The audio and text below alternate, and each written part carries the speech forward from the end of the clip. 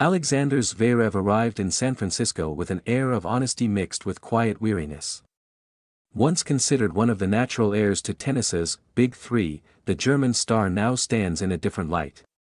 No longer the young challenger waiting to dethrone Federer, Nadal, or Djokovic, he has matured into a seasoned veteran, a player still capable of moments of brilliance, but also one who feels the heavy weight of years spent on tour.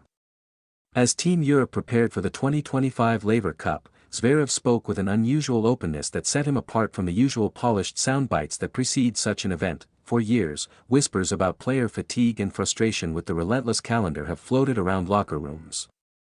But Zverev gave those murmurs a clear and uncompromising voice.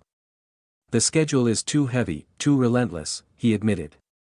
He described a cycle where players barely finished the grueling ATP finals before being thrown headlong into the Australian summer, leaving little space for meaningful rest or recovery. At best, he noted, athletes are given 2 weeks of true downtime. For Zverev, who has dealt with serious injuries and seen how constant travel erodes mental health, this is more than a matter of convenience, it's a question of sustainability. Tennis, of course, prides itself on being a global sport that never sleeps. Fans can watch matches nearly every week of the year across continents, surfaces, and time zones. But Zverev warned that this non-stop rhythm comes with a cost. It risks not only shortening careers but also reducing the very quality of tennis that makes the sport so compelling. He called for structural changes, a real off-season where players can rebuild, recover, and prepare properly, instead of patching themselves together between tournaments. His words carried the weight of experience, and because they came without the usual layer of diplomacy, they resonated strongly, yet Zverev's message was not one of bitterness alone. Even as he expressed frustration with the grind of the tour, he spoke with admiration, and even awe, about the next generation that has begun to reshape men's tennis. Asked about today's hierarchy, he did not hesitate to highlight Carlos Alcaraz and Jannik Sinner. "Look at Roland Garros," he said, recalling the 2025 French Open final. The way Carlos and Jannik pushed each other, it was something tennis had never seen before. The speed, the intensity, the shot-making, it was beyond comparison. That Paris showdown has already slipped into the folklore of the sport. Played on the slow, unforgiving clay of Roland Garros, it combined the raw power of modern baseline tennis with relentless athleticism and unshakable mental strength. Rallies stretched into the impossible, both men covering court that seemed unreachable and striking with surgical precision under enormous pressure. Fans and commentators alike described the match as if it had been played in a new gear, a glimpse, perhaps, of what the next decade of tennis will look like. For Zverev, who has himself competed in multiple Grand Slam finals and faced off against the sport's greatest champions, that recognition was not easy. He admitted that the battles of the Big Three, Federer's artistry, Nadal's warrior spirit, Djokovic's iron resilience, defined an era. Yet, he insisted, what unfolded between Alcaraz and Sinner in Paris was distinct. Faster. More aggressive. More complete.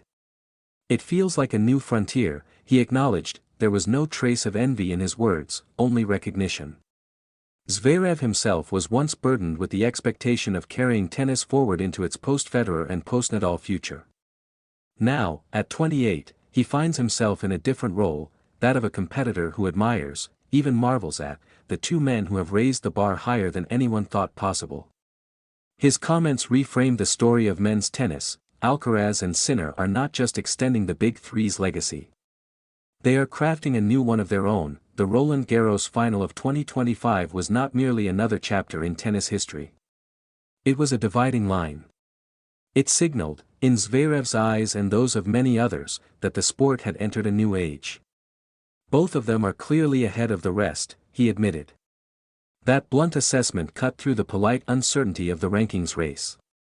The statistics back him up. Alcaraz reclaimed the world #1 spot after storming to consecutive titles in Cincinnati and New York, while Sinner trailed closely, pushing him in nearly every event they both played. The two have created a duopoly that, throughout 2025, no one has truly been able to break. For many players, such dominance would be discouraging. But Zverev described it instead as motivating. "Our obligation is to work harder to close the gap," he said. But this season, no one has managed to do it. Maybe next year, someone will.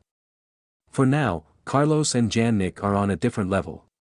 It was a frank acknowledgement of the current state of men's tennis, one that respected the supremacy of the young stars without conceding defeat. This mixture of fatigue, respect, and determination frames Zverev's role within Team Europe heading into the Laver Cup. He may no longer be the youngest or the headline figure, that spotlight belongs to Alcaraz, but he brings something just as vital, the voice of perspective. He has lived through tennis's most transitional years, playing against legends while also competing alongside the new vanguard. He understands both the triumphs and the tolls.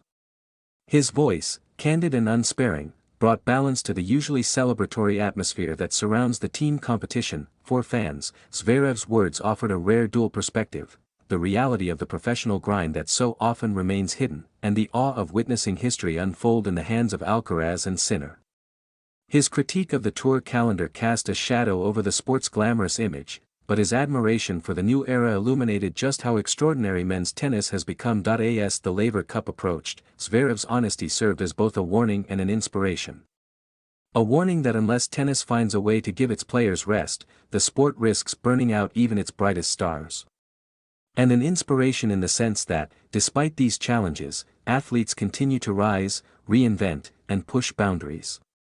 In Alcaraz and Sinner, he sees not just successors, but innovators who are already shaping the future. Zverev's reflections captured something essential about tennis in 2025, it is a sport at a crossroads. Veterans carry the scars of its relentless calendar, while a new generation redefines its very limits. In speaking plainly, the German did what he has often done on court, he fought with honesty, intensity, and a willingness to confront uncomfortable truths.